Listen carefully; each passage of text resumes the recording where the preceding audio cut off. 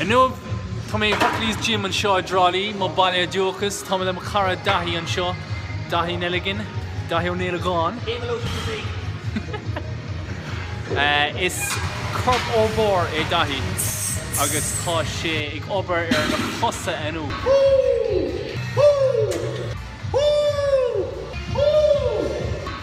Turn it up now, shake it all down, hit the bass now, make it so loud. Turn it up now, shake it all down, hit the bass now, make it real loud. Turn it up now, shake it all down, hit the bass now. Dahi O'Neill gone. Tá sé nolí pasto Charlie agus bhím is one of my cup forward bodybuilding. Bodybuilding tá sin slí na bhfuil tú ná croigh de corp leis na metán agus na sáil the body fat cai sé bheith an coisiil is a féile é Trénáil sé lá sa seachtain orinthe gan 3 hours sa lá. Is úl an big ri. Sí é an téanrán. Ní ten to a grid though. Ní ten to a grid. Fecin bus an mucha here a gri. Just up on take a destination.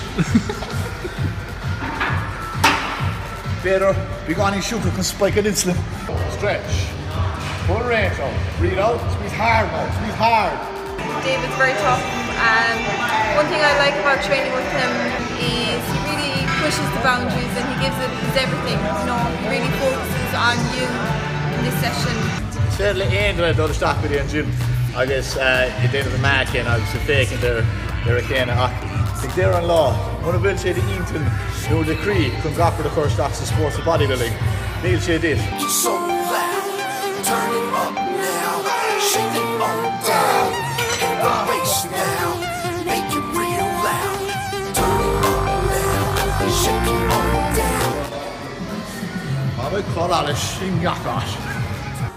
Nuair seasan tú an stáit in Ireland, fécinn na corp cosúla cad a dhéann tú chun é ribhe sin. Caithfidh tú an obair dechar dhéanamh agus nuair seasan tú an stáite tá na spáinte seomra na corp cad a dhéann tú ribhe an eistú bíthe dechar ag an meach an dechar dhéann tú na ihe na madna rinne tú an cardio go léir. Nuair tá tú seasan tú an stáit in Ireland, má tá tú ráir, tá tú ráir.